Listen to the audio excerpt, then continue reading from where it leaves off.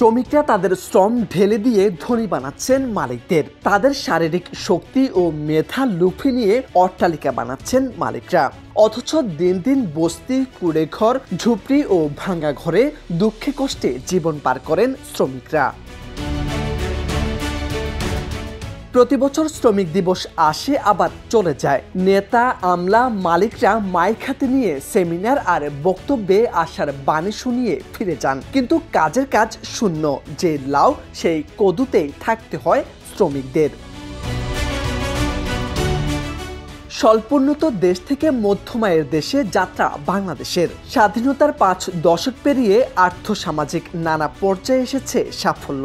এক্ষেত্রে সবচেয়ে বড় অবদান রেখেছেন শ্রমিকরা। কিন্তু কর্মঘণ্টা, কর্মনিরাপত্তা এবং ন্যায্য মজুরি প্রাপ্তিতে এখনো পিছিয়ে তারা।